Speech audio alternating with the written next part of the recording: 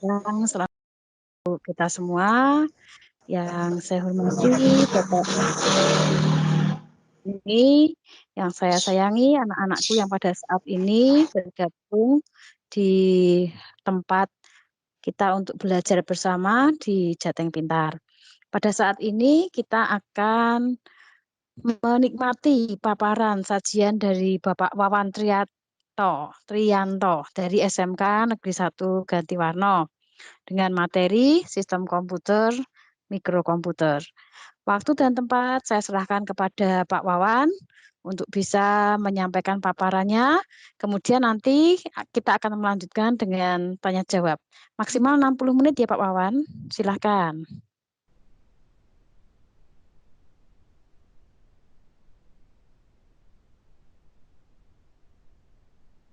Nyalakan. Cek.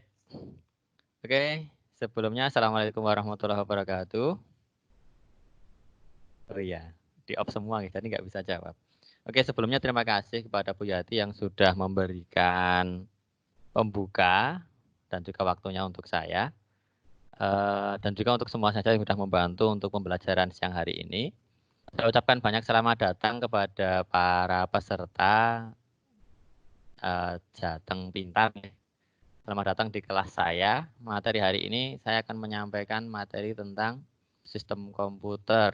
Ini pelajaran kelas 1, bab 4 kalau nggak salah.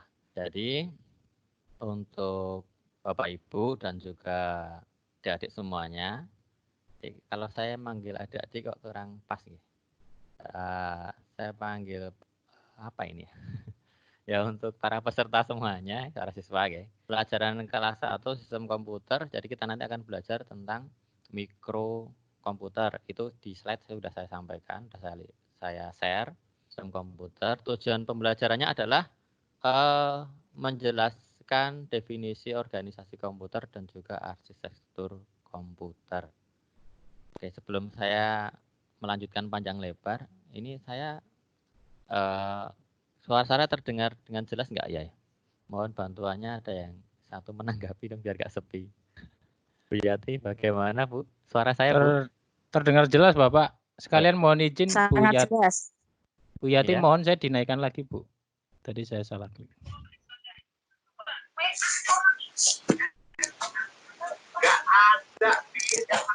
Ya, terima kasih. Dilanjut Pak Wawan, silakan. Oke ya. Oke ya, jadi mohon maaf yang speaker mikrofonnya masih nyala. Kita bergantian ya. Kita bergantian untuk menyampaikan atau untuk ini. Namanya apa ini? Menyampaikan aspirasi kita. Jadi mikrofonnya tolong dimatikan dulu. Sebelumnya saya ke materi, perkenalkan dulu. Nama saya Wawan Triyanto. Saya bekerja di SMK Negeri 1 Gantiwarno, Kabupaten Klaten. Ya mungkin ini ada siswa saya ya. Semoga ada siswa saya ini udah masuk di kelas 1. Ini kita akan melanjutkan materi yang kemarin sebelum proses lockdown ini berlangsung. Jadi sampai di bab 4 itu yaitu tentang sistem komputer dan submenunya adalah mikrokomputer. Bapak Ibu dan juga teman-teman semuanya, para peserta Jateng Pintar, saya ulangi kembali bahwa tujuan pembelajaran hari ini adalah untuk menjelaskan. Jadi tujuannya agar adik-adik semua bisa memahami, bisa menjelaskan apa itu definisi dari organisasi komputer dan juga arsitektur komputer. Seperti itu. Ini saya sedikit edit. Ya. Oke. Selanjutnya, Bapak Ibu dan juga peserta kelas online pada siang hari ini, saya lanjutkan untuk materi hari ini yaitu tentang apa ini? Sedikit motivasi. Sedikit motivasi di situ ada saya tampilkan hello Wawan Triyanto itu. SpongeBob berkata itu ya, kamu tidak akan tahu nilai dari suatu momen sampai momen itu menjadi kenangan.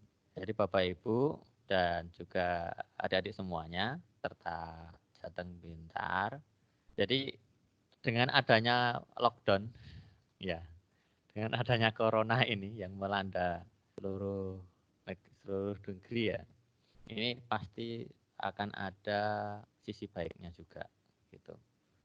Ya selain ya salah satunya ini kita bisa belajar dengan pembelajaran online atau kelas maya. Nah, ini salah satunya adalah menggunakan Microsoft Teams. Jadi Bapak Ibu sekalian, monggo kita belajar bersama dan juga adik-adik semua, monggo kita belajar bersama. Mohon maaf untuk mikrofonnya tolong dinonaktifkan dulu ya. Mikrofonnya tolong dinonaktifkan dulu. Monggo kita belajar bersama. Kebetulan ini saya mengampu tentang sistem komputer. Nah, kita lanjutkan. Yaitu tentang yang pertama adalah organisasi dan arsitektur komputer. Di situ bisa dibaca sendiri ya Bapak Ibu dan teman-teman yang lain. Bahwa organisasi komputer adalah bagian yang terkait erat dengan unit-unit operasional dan interkoneksi antar komponen penyusun sistem komputer. Jadi, Bapak Ibu sekalian, maksudnya di sini organisasi komputer itu adalah bagian utama penyusun sebuah komputer. Ini bisa kita pahami di mana kalau kita menggunakan sebuah komputer itu terdiri dari beberapa bagian, terdiri dari beberapa apa ya istilahnya itu, beberapa unit seperti itu. Nah di sini organisasi di sini adalah yang menghubungkan atau yang mengkoneksikan antara komponen-komponen komputer tersebut. Nah, sebagai contoh aspek dari organisasi komputer di sini adalah pertama adalah hardware. Itu jelas yaitu atau perangkat keras. Nah, Bapak Ibu dan teman-teman sekalian, yang disebut dengan perangkat keras atau hardware di sini adalah perangkat komputer yang bisa kita sentuh, yang bisa kita bisa kita pegang dengan fisik. Contoh di sini ini saya tunjukkan di video saya ini namanya mouse ya. Mungkin yang lihat video saya, ini adalah salah satu contoh dari hardware. Dan juga banyak sekali perangkat-perangkat yang lain, ada keyboard, kemudian ada monitor, dan juga masih banyak perangkat-perangkat yang lain. Yaitu intinya yang disebut dengan hardware ini adalah perangkat yang bisa kita pegang secara fisik seperti itu. Kemudian contoh yang lain adalah perangkat antarmuka atau penampilan ya, tampilan. Nah, komputer bekerja itu ditampilkan melalui sebuah monitor. Tampilkan sebuah monitor atau sesuatu yang bisa menghubungkan kita. Oh, apa ini? Mohon maaf ya untuk mikrofonnya tolong di off-kan dulu. Jadi sebagai antarmuka ini adalah tampilan yang menghubungkan kita ke sebuah komputer agar kita bisa bekerja dengan komputer itu menggunakan antarmuka. Contohnya yaitu kita menggunakan sebuah sistem operasi atau yang kita sebut dengan software, Bapak Ibu. Mohon maaf, Oke. Pak Wawan, Oke. menyela Iya. sebentar. Oke. Presentasinya PowerPoint-nya tolong di slideshow ya, supaya tampil penuh. Iya. Terima kasih. Oke, terima kasih. Ya, terima kasih Bu Yati. Ini sudah saya tampilkan slideshow. Tapi kok saya jadi kehilangan ya? Bentar.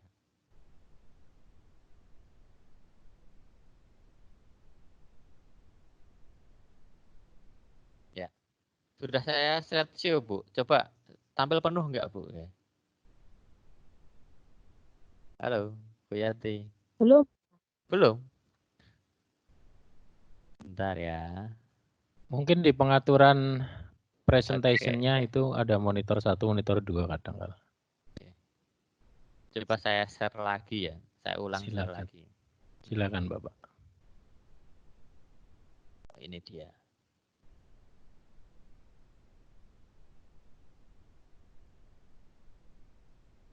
Ya. Oke, bagaimana Pak? Bu, sudah tampil penuh? Udah penuh, Pak. Iya. Ya, Pak. Berarti sudah bisa tampil penuh ya. Dan ini bisa dibaca ya tulisannya ya. Contohnya. Oke. Suara. Ya. Oke. Bisa dilanjut. Saya lanjut nggih, Bu nggih. Oke, saya lanjutkan untuk materinya, yaitu tentang apa sampai mana tadi? Sampai sistem operasi ya. Jadi sistem operasi itu yang sering kita sebut dengan software atau perangkat lunak, atau perangkat atau unit yang tidak bisa kita pegang secara fisik. Ya, contohnya adalah tadi sistem operasi dan juga masih ada aplikasi-aplikasi yang lain. Termasuk salah satunya di sini adalah Microsoft Teams yang sekarang kita gunakan untuk belajar online pada siang hari ini. Ini adalah namanya software. Jadi tidak bisa kita pegang secara fisik, Bapak Ibu. Tapi bisa kita gunakan. Nah, inilah yang menghubungkan kita sebagai antarmuka kita bekerja dengan komputer, bekerja dengan komputer.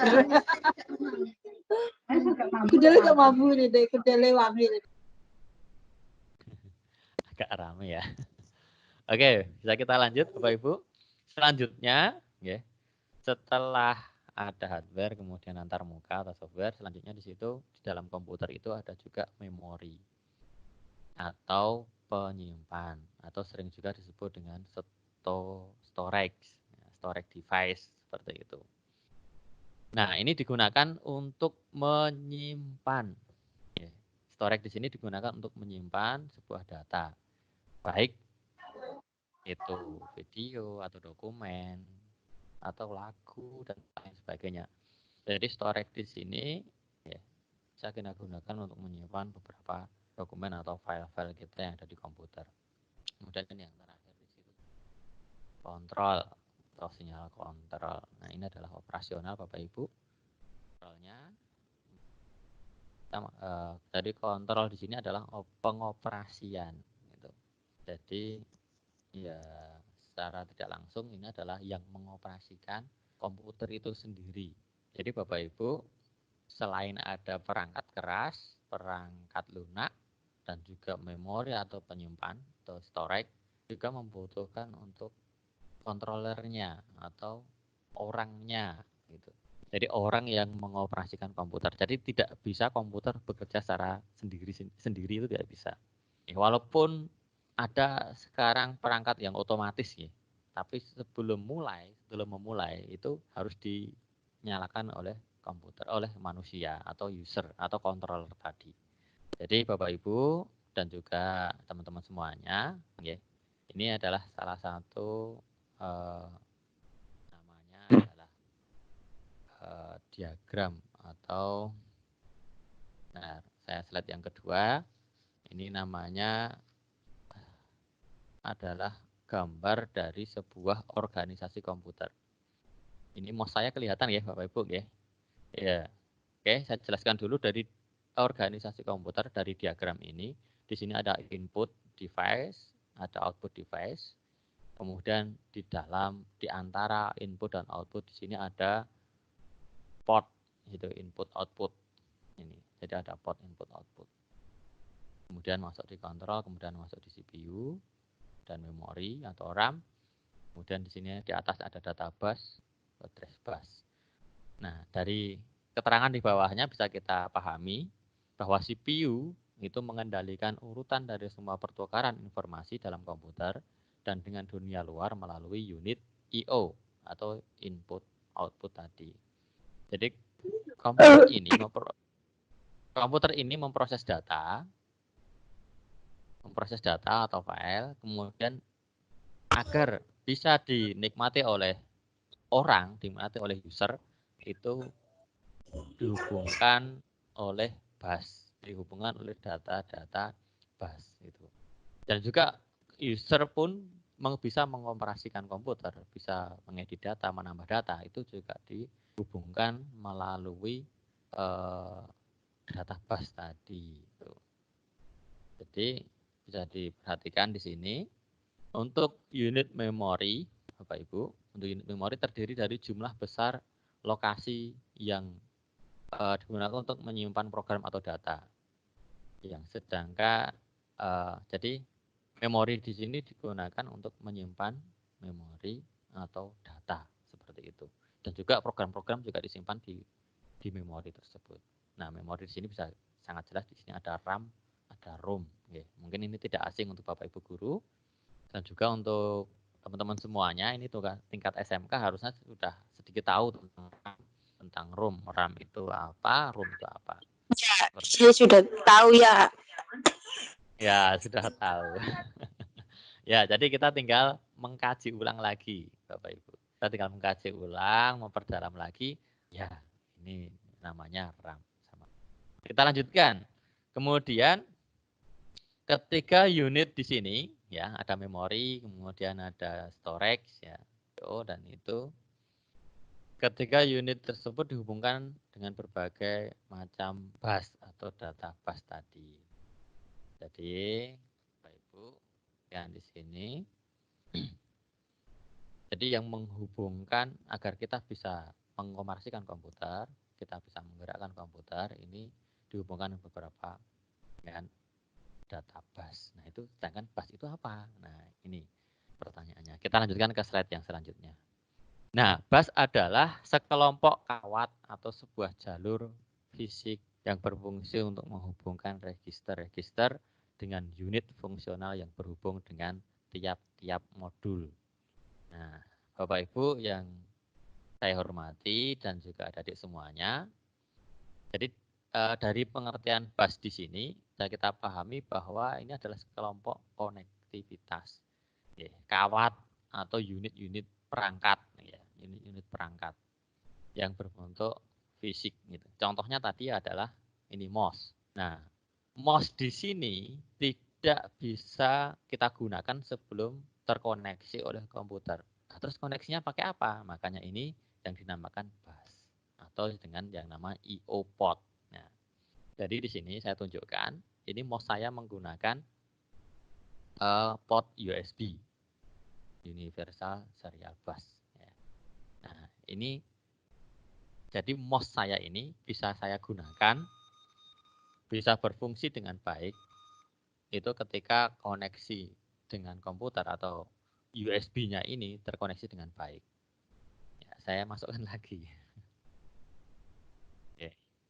Jadi Bapak Ibu dan juga adik-adik semuanya peserta Jateng Pintar. Ya, di sini ya. Jadi perlu bisa kita pahami bahwa perangkat-perangkat komputer itu saling terhubung, saling berhubungan menggunakan data bus atau address bus tadi, atau yang disebut dengan I/O port atau input output port. Oke. Sampai di sini kira-kira ada pertanyaan atau tidak Bapak Ibu dan juga teman-teman semuanya. Silahkan satu per satu caranya kalau mau tanya. Bergiliran, bergantian. Silakan yang mau bertanya Ya. bisa menulis di kolom chat atau boleh juga menghidupkan mic juga boleh. Ada kesempatan bertanya. Silakan anak-anak. Lebih efektif di kolom chat kayaknya, biar nggak mengganggu.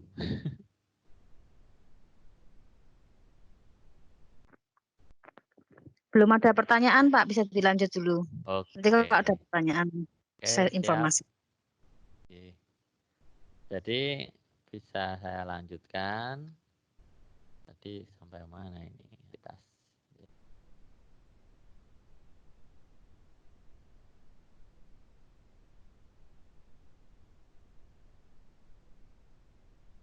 Oke, kita lanjutkan di slide selanjutnya. Slide selanjutnya. Yang tadi organisasi komputer, sekarang kita lanjutkan dengan arsitektur komputer.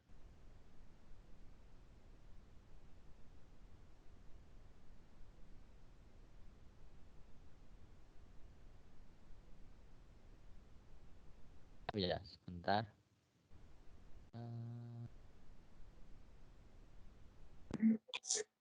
Bu Yati, ini saya kehilangan apa ini namanya? tampilan video Kehilangan apa, saya. Pak? Kehilangan Oh, tampilan masih video ada kok, saya. Pak. Nggih. Masih ada, Tapi masih ada. oh, Masih oh tampil. masih ada. Oh iya.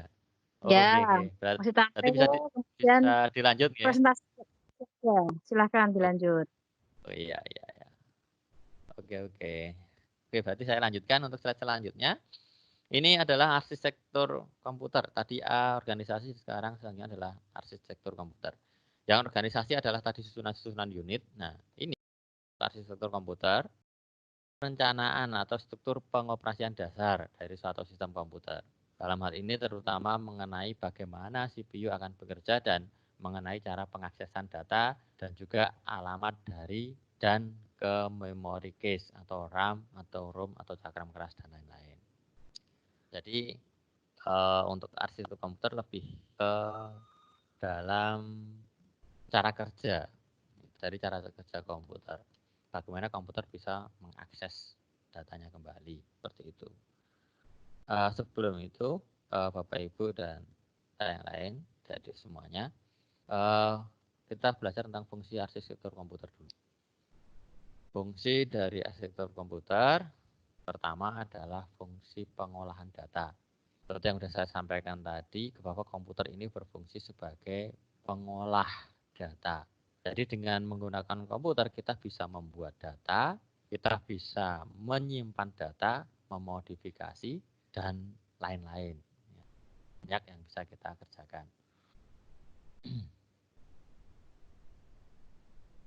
Salah satunya yaitu dengan membuat data. Sebagai contoh, kita membuat dokumen. Kita membuat dokumen Microsoft Word misalnya. Berarti kita sedang membuat data dengan Microsoft Word. Atau kita sedang membuat video misalnya. Ya, itu juga kita bisa menggunakan merekam video menggunakan komputer kita. Seperti itu, dengan menggunakan tambahan fasilitas atau perangkat keras, yaitu dengan webcam. Kalau laptop sudah ada camnya sendiri. Kalau laptop itu salah satu perangkat keras. Jadi Bapak Ibu dan adik-adik semuanya, itu fungsi pertama dari arsitektur komputer, yaitu fungsinya adalah sebagai pengolah data. Komputer sebagai pemproses atau pengolah data. Kemudian yang kedua yaitu fungsi penyimpanan. Komputer berfungsi sangat penting dalam penyimpanan data, terutama di zaman-zaman milenial saat ini. Ya sangat komputer sangat-sangat dibutuhkan sekali untuk penyimpanan data, pembuatan data. Sangat penting. Sangat penting sekali gitu. Jadi terutama kalau komputernya rusak itu sudah kayak kayak kena bencana gitu.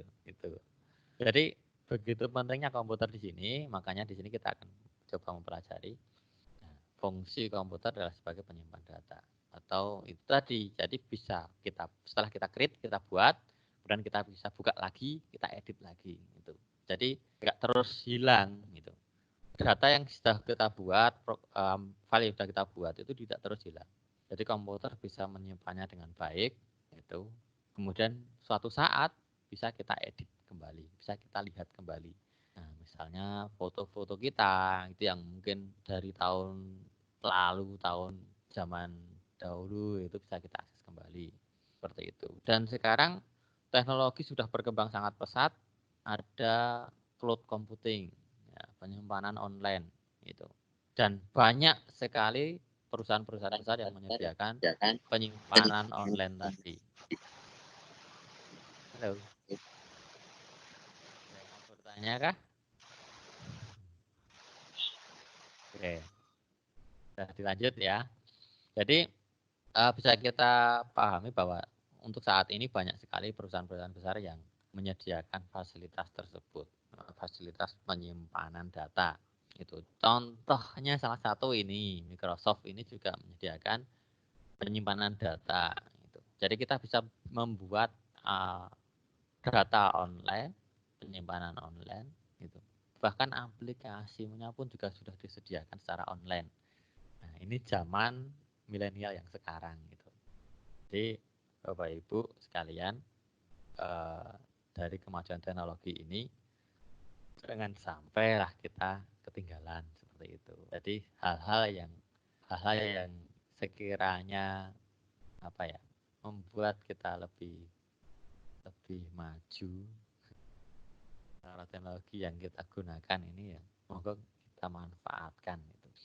Ya, contohnya saat ini kita memanfaatkan fasilitas ini Microsoft Teams gitu, untuk digunakan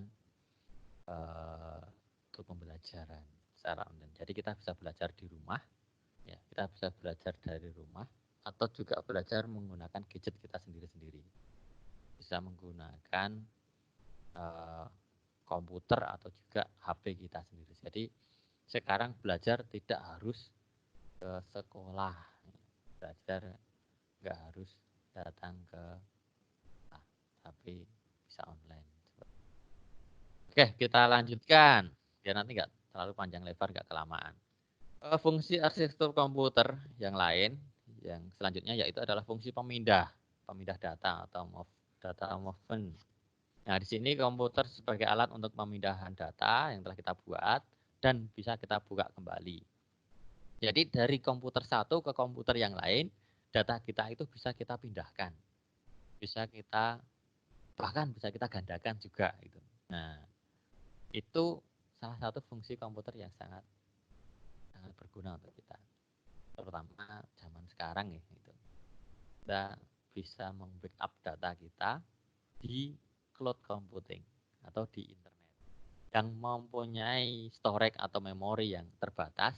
Kita bisa menyimpan data-data kita ke online atau itu tadi cloud computing seperti itu. Jadi bukan hanya foto-foto kita saja loh ya, bukan hanya di sosial media saja yang mungkin sekarang banyak digunakan, tapi juga dokumen-dokumen kita itu juga bisa kita amankan di cloud computing. Jadi ketika komputer kita rusak, kita nggak takut lagi akan kehilangan data karena sudah tersimpan di online, tersimpan di di internet seperti itu atau di cloud computing seperti itu.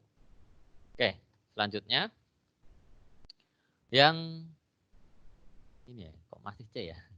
Yang keempat, fungsi dari arsitektur komputer atau komputer itu sendiri adalah fungsi kendali atau controller.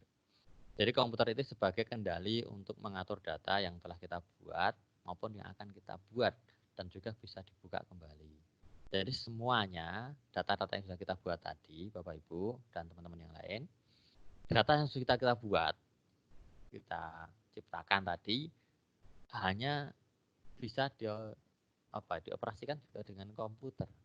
Gitu. Bisa kita akses dengan komputer, bisa kita lihat lagi komputer, bisa kita edit lagi dengan komputer. Dan kontrolernya itu adalah dengan komputer. Nah, jadi ini fungsi dari komputer ini lebih tepatnya ini ya sudah istilahnya sudah menguasai segala akses, sudah menguasai seluruh kehidupan kita. Seopo-opo nggak komputer lah gitu. Semuanya ketergantungan dengan komputer gitu. Jadi jangan sampai kita ketinggalan gitu. Jangan sampai kita ketinggalan. Walaupun juga kita juga tidak boleh ketergantungan secara penuh dengan komputer. Iya, sekali lagi kita harus selalu ikut perkembangan zaman. Jangan sampai kita ketinggalan. Apalagi ini materi sistem komputer ini materi komputer yang selalu berulang-ulang. Dari SMP itu sudah disampaikan tentang komputer. Nah, tingkat SMK harusnya lebih paham lagi seperti itu. Dan juga penggunaannya juga lebih canggih lagi seperti itu. Anak SMK kok hanya cuma bisa ngetik, itu piye istilahnya? Ya sekarang wis ketinggalan jauh gitu. Jadi anak SMK harus bisa lebih menguasai lagi tentang komputer dibandingkan dengan adik-adik SMP atau mungkin SD. Sekarang anak-anak kecil aja sudah menggunakan gadget gitu. Jadi kalau anak SMK kok ketinggalan dengan gadget, ya lucu, lucu sekali kan gitu. Jadi semuanya Bapak Ibu dan juga teman-teman peserta Jateng Pintar ini adalah salah satu usaha kita untuk belajar bersama, terutama ini menggunakan Microsoft Teams.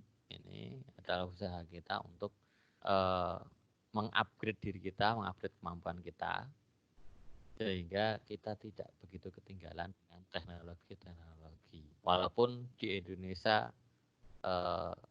Microsoft Teams ini baru, tapi di negara-negara yang lain ini sudah makanan sehari-hari. Jadi bukan hal yang baru lagi. Itu. Jadi monggo senantiasa kita selalu mengupgrade diri kita, senantiasa untuk belajar gitu. Jangan terima wah wis iki wis keren iki gunakake belajar online wis keren, wis cukup. Jangan seperti itu. Masih banyak ilmu yang harus kita naikkan, perlu kita tingkatkan lagi. Seperti itu. Jadi ini ya apa-apanya. Jadi monggo. Mohon maaf ya. Pak Wawan, Ya. tadi kan Bapak sempat menawarkan. Nah ini ada yang bertanya, apakah akan dijawab dulu atau mau dilanjut dulu? Oke, saya coba pertanyaannya apa nggih? Oh ya, ini ada pertanyaan dari Estu Prayogi. Ya. Maaf, saya bertanya, pengertian tentang cloud computing apa ya? Oh, cloud computing. Cloud computing ya bukan port ya. Cloud computing itu komputer online ya, secara mudahnya gitu. Gampangnya bisa kita pahami itu adalah komputer ya online gitu. Jadi gimana ya saya menjelaskannya? Cloud computing itu adalah komputer yang di dunia maya. Maksudnya penyimpanannya itu bukan di komputer kita. Jadi komputer gimana cara menjelaskannya? Ya intinya jadi kita menyimpan data itu bukan di komputer kita saja, tapi kita titipkan di internet itu. Jadi ada sebuah perusahaan yang menyediakan sistem untuk menyimpan itu. Walaupun itu juga hardware juga sih, hardware juga sama itu. Tapi itu apa ya? Istilahnya sebagai bisa kita gunakan untuk backup kita. Jadi selain kita kita menyimpan dengan komputer di komputer kita juga bisa memiliki backup yang ada di itu tadi di cloud atau di internet gitu. Jadi cloud computing itu adalah penyimpanan yang apa ya online yang bisa kita akses menggunakan internet atau ya kita titipkan pada perusahaan yang menyediakan itu gitu. Seperti itu. Jadi istilahnya apa ya ini ya? Istilah gampangnya seperti itulah. Jadi kita memiliki data di internet. Kita titipkan pada perusahaan-perusahaan besar. Sebagai contoh ini ya Google Drive itu miliknya Google. Itu di situ ada aplikasinya untuk membuat dokumen juga. Ada Microsoft Word-nya, Excel-nya, kemudian PowerPoint-nya seperti itu. Penyimpanannya di situ juga.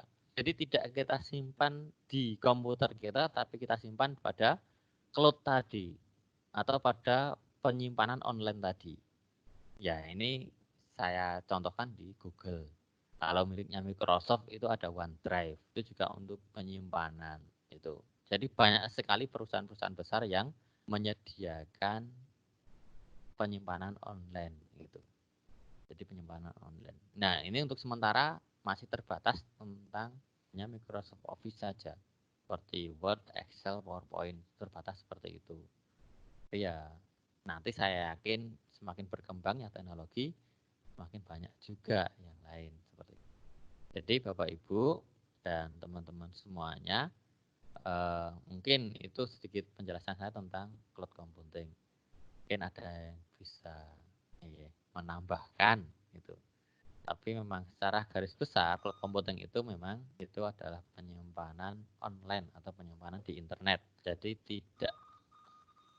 tidak di komputer kita, tidak di hardware kita, tapi di internet seperti itu. Jadi bisa menghemat kapasitas kita. Seperti itu secara garis besar, nggih. Mungkin bisa bisa dipahami. Ini tadi siapa, Mas Bagas ya? Siapa tadi ya? Lupa saya. Dari Estu Prayogi. Oh iya, dari S2. Ini ya, dari S2. Semoga bisa dipahami ya. Jadi ini istilahnya adalah penyimpanan online gitu. Bukannya terus apa ya, kita menguasai secara penuh, namanya juga cuma nitip data miliknya perusahaan-perusahaan lain. Jadi ya istilahnya kita bisa menitipkan atau menyimpanan data agar data kita itu lebih aman dan juga lebih hemat apa namanya, memori lah itu.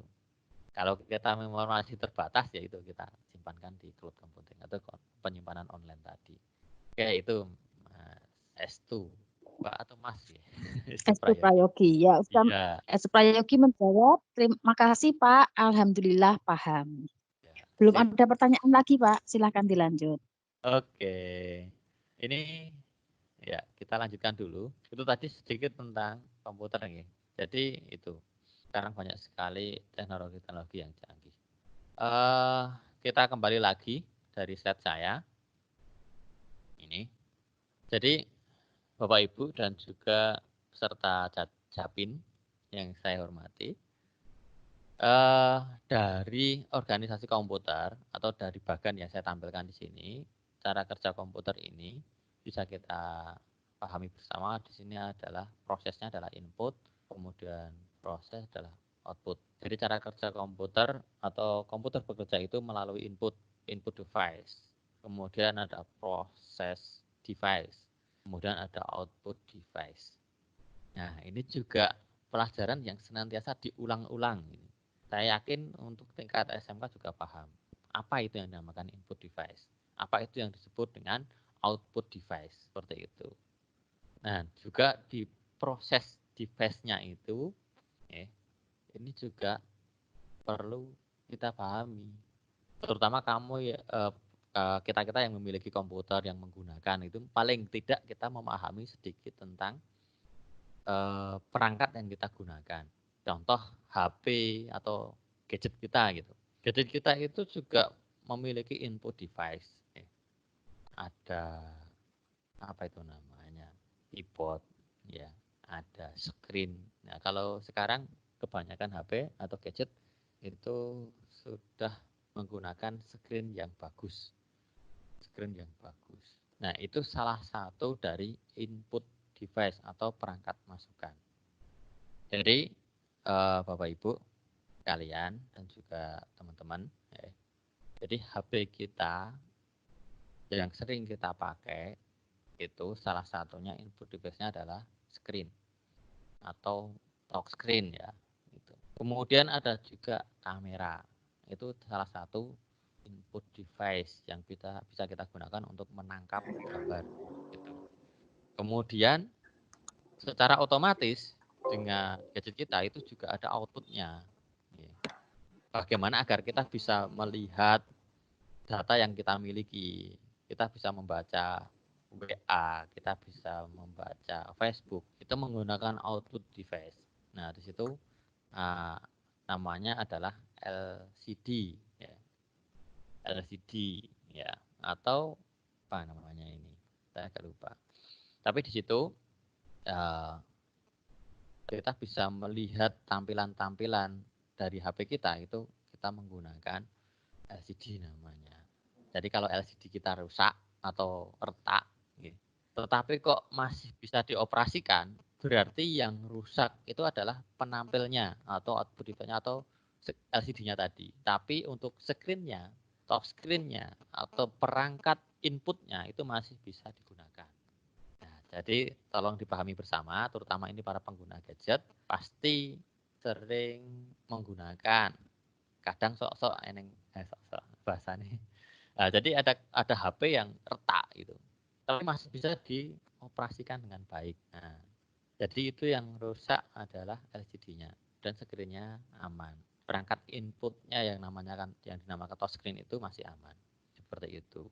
Dan lain lagi yang ketika tidak ada tampilan, tidak ada tampilan gelap gitu, tapi masih bisa juga menerima telepon. Nah, aneh juga. Jadi itu yang rusak juga LCD-nya, perangkat outputnya tadi. Tuh.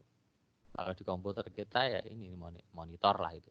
Monitor sekarang sudah pakai LCD semua, pakai LED semua.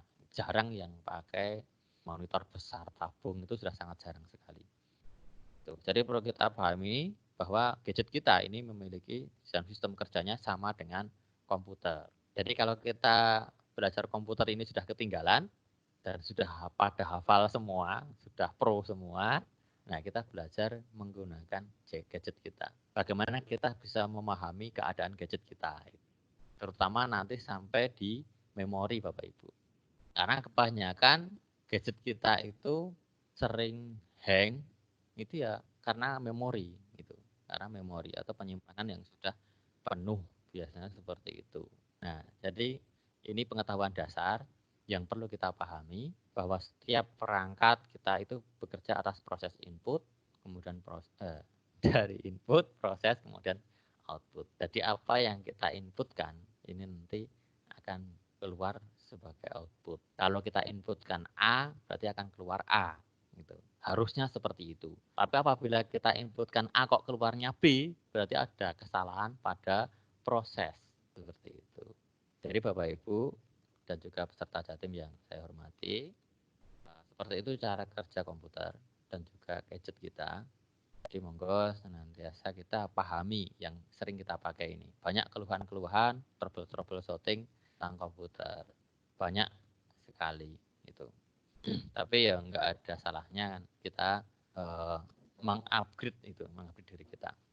Oke, kita lanjutkan. Perangkat inputnya tadi di gadget kita sudah oke, sudah jelas. Outputnya sudah oke. Saya yakin teman-teman semua sudah paham, Bapak Ibu guru juga sudah paham semua apa yang dimaksud dengan perangkat input dan perangkat output. Nah, kita lebih masuk di fokus di perangkat prosesnya.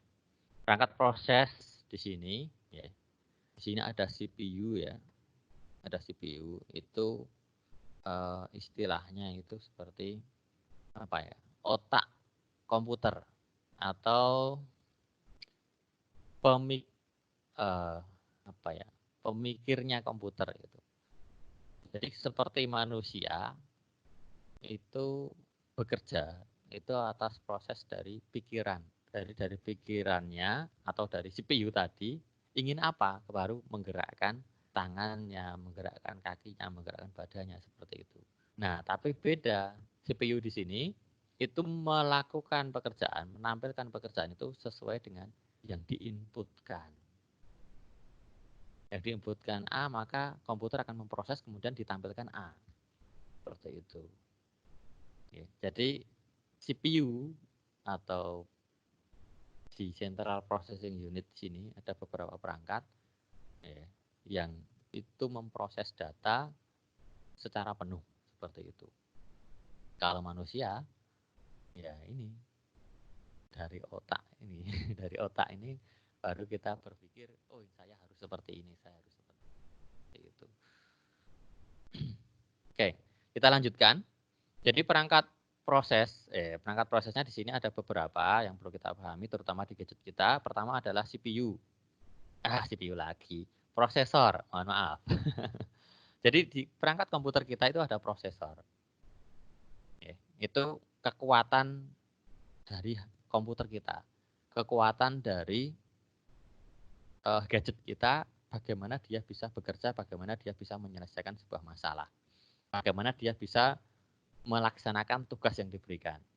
Jadi prosesor di sini tugasnya adalah memproses segala input yang diberikan. Misalnya ya, di keyboard kita itu kita pencet, kita mengetik seperti itu.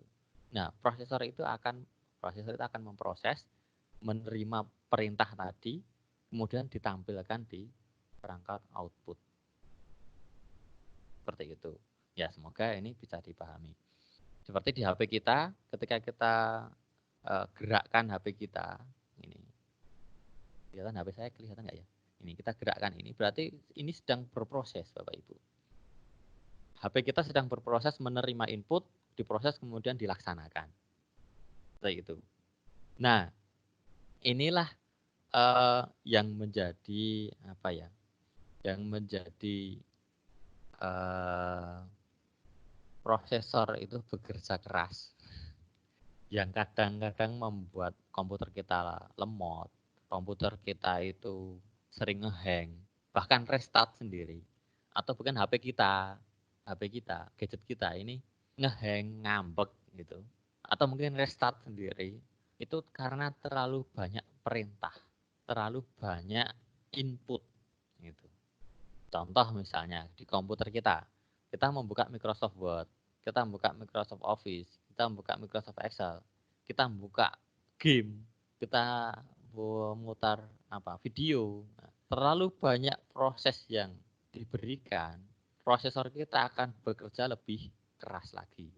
Jadi apabila kita ingin menggunakan perangkat kita dengan baik, biar awet, itu berarti jangan pernah memberikan perintah itu yang bertumpuk-tumpuk dengan sangat cepat gitu. Jadi kita harus santai, hati-hati, nggak usah buru-buru. Setelah memberikan perintah, tunggu sampai dilaksanakan gitu. Nah, cepat atau tidaknya perintah dilaksanakan itu tergantung dari prosesornya tadi, besarnya prosesornya tadi. Seperti itu. Kalau prosesor HP kita quad core udah tinggi gitu, ya mungkin melaksanakan banyak program itu bagus, lebih cepat. Tapi kalau HP kita kok kentang, HP kentang ya, HP kita kok hanya prosesornya itu masih kecil, jangan dipaksakan.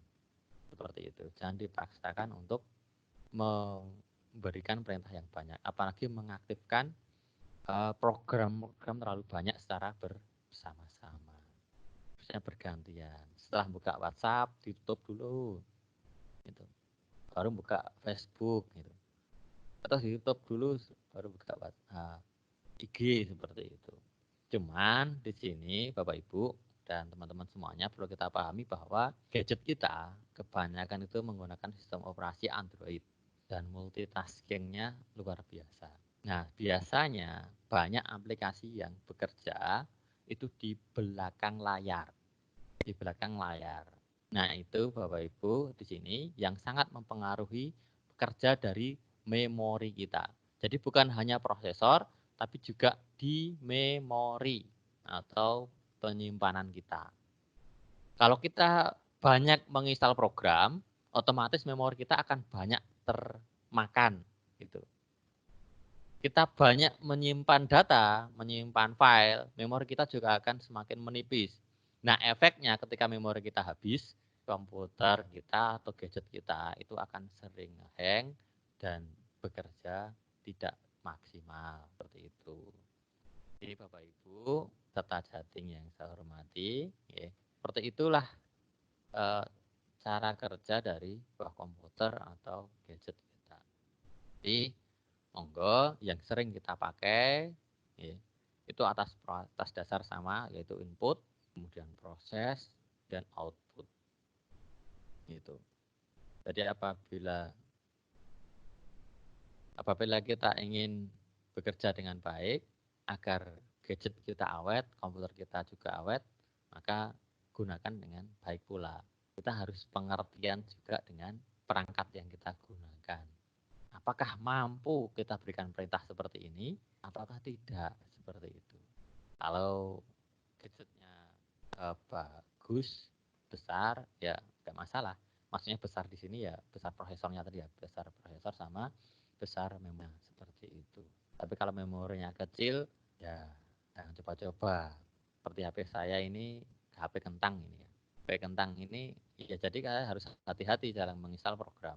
Gitu. Misalnya tadi ada WhatsApp, ada Facebook gitu. Ya kita gunakan yang penting saja, jangan sampai semua diinstal gitu. Walaupun free, gratis, tapi kalau memori kita habis kemudian ngehang, kemudian rusak, ya mau bagaimana lagi? Komputer atau HP kita akan cepat rusak. Tuh. Jadi Bapak Ibu, para peserta chatting yang saya hormati, ini tadi sedikit pemaparan tentang input, proses output atau cara kerja dari sebuah komputer atau gadget kita. Seperti itu. Mungkin sampai ditanyakan, Bapak Ibu monggo. Nggak sadar ternyata sudah jam 13.52 di jam saya. Tuh. Jadi monggo nanti kalau ada yang ditanyakan silahkan. Terutama mungkin yang mengalami trouble. Ya. Ya, Monggo. Pak, ini ada pertanyaan lagi, Pak. Kalau Ya, dari Estu Prayogi lagi, ya. pertanyaannya, kalau sistem APK itu tidak digunakan, tapi aktif berkas case-nya, bagaimana kita mengatasinya? Oh ya, bentar. Ini ya, saya lihat di chat dulu ya. Oh ya, ya. Sistem apa tadi? Sistem APK. Iya. Sistem APK tidak digunakan tapi aktif berkas case-nya. Bagaimana kita mengatasinya? Oh, ini maksudnya masih menyimpan case ya. Nah, cara mengatasinya itu bisa kita clear. Kita clear case. Bisa menggunakan aplikasi atau beberapa gadget itu sudah menyediakan aplikasi clear case. Tapi kalau tidak ada aplikasinya ya kita instalkan dulu. Diinstalkan, kita clear case, kemudian kita hapus, kita buang. Seperti itu. Ya, terutama WhatsApp kita. WhatsApp kita itu ketika kita download awal, itu paling sekitar hanya 100 mega, 200 mega. Tapi setelah kita pakai seminggu, kita pakai berbulan-bulan, itu akan semakin besar. Bisa mencapai 500 mega. Nah, kalau memori kita hanya 2 giga itu sudah memakan berapa persen dari memori kita itu. Jadi untuk mengatasi itu tadi ya kita bisa menggunakan aplikasi ClearCase atau kalau sudah ada aplikasinya ya kita gunakan itu. Diusahakan seminimal mungkin menginstal aplikasi pada gadget. Jadi kalau sudah selesai kita gunakan hapus lagi aja. Seperti itu. Mungkin itu ya. Semoga bisa memuaskan. Ada lagi pertanyaan yang lain? Ini ada pertanyaan, tetapi mungkin sifatnya lebih permintaan gitu, Pak ya. Dari Maef, pertanyaannya, Assalamualaikum Bapak. Kalau diperkenankan, apa boleh kami meminta dikirimi slide presentasinya untuk membantu pembelajaran kami? Terima kasih.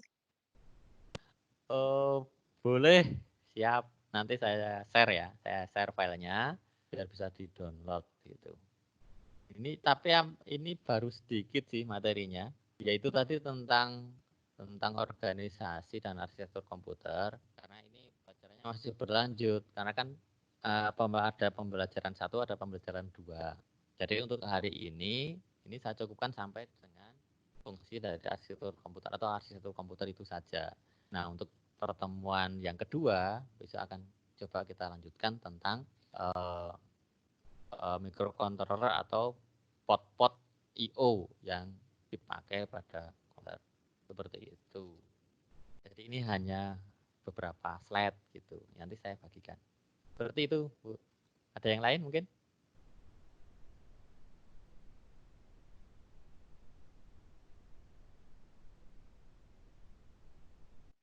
Nampaknya belum ada, Bapak. Oh iya. Oke, jadi materi saya ini untuk pembelajaran pertama, ini kita sampai di arsitektur komputer. Itu mungkin kalau nggak ada pertanyaan, ya. Ini sampai jam berapa saya, Bu? Minimal 1 jam, Pak. Minimal 1 jam. Ini udah berapa ya? Oh Belum iya, berarti ini ya? sudah 1 jam, Bapak. Udah. Kalau tidak ada pertanyaan, mungkin bisa disimpulkan gitu, Bapak. Siapa tahu nanti Iya. setelah dibacakan kesimpulannya, ada yang ingin bertanya lebih lanjut. Silakan, Bapak. Ya, dari materi yang saya sampaikan tadi, intinya adalah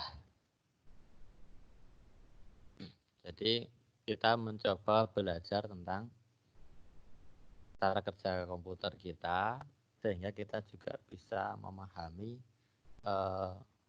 bagaimana komputer kita itu bisa kita gunakan dengan baik, dan juga tidak maksudnya bisa bekerja dengan awet, bisa bekerja dengan baik. Jadi tidak terlalu memperpendek usia dari gadget atau komputer kita. Jadi kita belajar di sini tadi tentang organisasi komputer dan arsitektur komputer. Nah, saya harapkan itu bisa memahami tentang gadget atau komputernya. Karena dia bekerja, bagaimana komputer kita ini bisa bekerja dengan baik, gadget kita bekerja dengan baik, seperti itu. Jadi monggo kita ya bersama-sama kita gunakan perangkat yang modern ini, kita manfaatkan dengan sebaik-baiknya. Jadi apalagi udah sih intinya ya kita gunakan gadget kita dengan baik, jangan sampai kok kita menggunakan alat itu cepat rusak, terutama ini Android ini, gadget kita ini.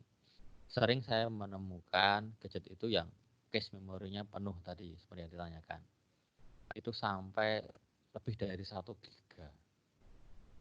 Jadi karena penggunanya juga masih awam gitu, tidak pernah di clear cache tuh. Jadi sampai cache-nya itu lebih dari 1 giga. Dan itu HP-nya sangat lemot sekali. Ya, jadi Bapak Ibu dan semuanya, monggo senantiasa kita jaga, kita pahami perangkat kita. Jadi jangan kita saja yang meminta dipahami, tapi kita juga harus bisa memahami gitu. Jangan cuma istilahnya meminta, tapi kita coba kita berikan yang terbaik. Jadi kita jaga dengan baik. Itu terutama untuk case dan juga memori Bapak Ibu. Yang sering saya temukan adalah memorinya penuh gitu. Kebanyakan aplikasi, kebanyakan file gitu. Jadi Bapak Ibu untuk menjaga komputer kita dengan baik, jagalah itu memorinya. Kalau memori kita hanya kecil, ya jangan terlalu banyak aplikasi. Kita install, hilang, dihapuskan lagi gitu aja. Jadi kita pakai yang sering kita gunakan. Terutama gadget. Kalau laptop mah jarang. Laptop itu jarang sekali. Paling yang berat itu hanya di Windows-nya malahan. RAM-nya 2 GB tapi nekat diinstalkan Windows 10 gitu. Ya berat gitu. RAM-nya baru 2 GB atau mintanya installnya Windows 8 atau Office-nya Office 2016, 2017, yaitu berat, akan memakan banyak RAM gitu. Jadi gunakan aplikasi yang memang yang sering kita pakai gitu. Gadget pun juga sama. Yang aplikasi-aplikasi yang tidak digunakan silahkan dihapus. Bahkan aplikasi bawaan HP pun yang tidak digunakan silahkan dihapus. Karena banyak sekali HP-HP sekarang itu yang banyak aplikasinya, terutama aplikasi-aplikasi online ya, seperti ada Tokopedia, apalagi ada itu udah diinputkan di situ. Bahkan ada beberapa HP itu yang di situ sudah dimasukkan program iklan. Jadi kita beli HP baru, konekkan WiFi, tiba-tiba banyak sekali iklannya. Dan iklannya itu bukan hanya 1 atau 2, tapi banyak sekali. Gitu. Nah itu yang membuat HP kita lemot. Jadi sering-sering gitu. Kita kira ini aplikasi mencurigakan, akan di aplikasi yang tidak kita gunakan silakan seperti itu. Nah kalau kita salah hapus bagaimana? Tidak mungkin.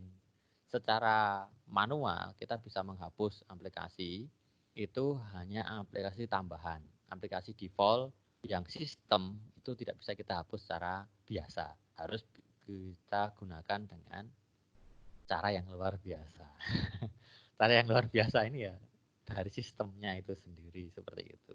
Jadi Bapak Ibu dan juga teman-teman semuanya yang super, yang semangat untuk belajar itu. Jadi kalau menghapus aplikasi yang tidak digunakan dan itu bawaan dari pihak ketiga itu tidak akan berefek.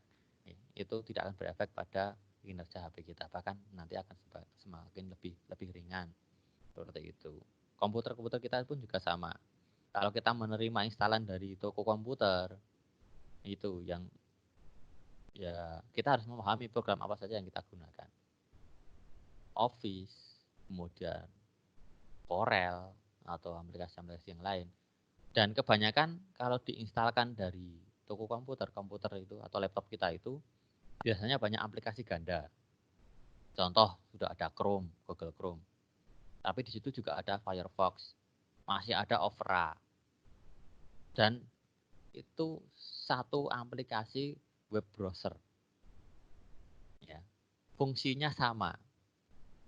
Tapi kenapa harus diinstalkan semua? Cukup kita pakai salah satu saja, Google Chrome atau Firefox atau yang kita familiar itu apa itu. Di HP kita juga sama. Ya, HP itu ada UC, ada Chrome, kemudian ada bawaan sendiri, bawaan dari sistem itu juga ada web itu. Terutama HP-HP yang baru-baru ini gitu. Walaupun memorinya besar, tapi biasanya sudah diinsertkan aplikasi-aplikasi yang banyak dan juga besar. Jadi seperti itu. Jadi silahkan dicoba HP-nya dikoreksi lagi, dicek lagi, dihapus, aplikasi yang tidak kita gunakan dihilangkan. Seperti itu. Biar lebih memperingan kerja dari komputer kita. Biar komputer kita atau gadget kita tidak begitu keras bekerja, biar agak ringan seperti itu.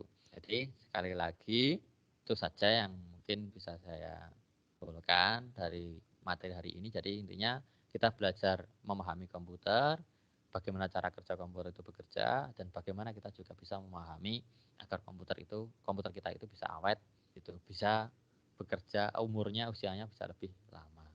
Itu. Ora terus tuku meneh. Bagi orang-orang yang orang kaya ke atas nggak masalah, yang punya berduit, tapi yang nggak berduit ya itu nanti repot ya. Oke, di situ mungkin ya ini cukup Ya, kayaknya untuk kesimpulan hari ini. Ya, terima kasih Pak Wawan, menarik sekali paparannya. Sebenarnya saya ingin tanya, tapi mosok Iya, moderator monggo.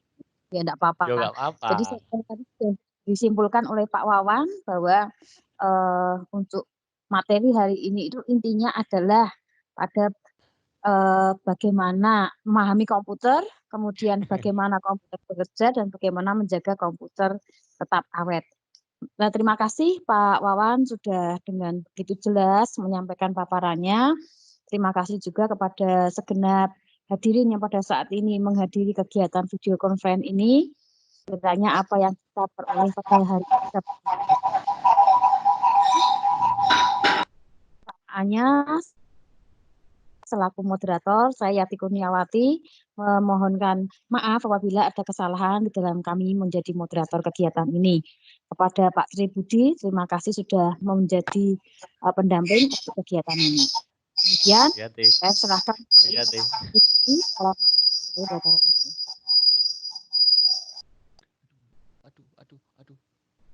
Aduh, kenapa ini? Halo. Ya, gelap. Ya, halo, gimana?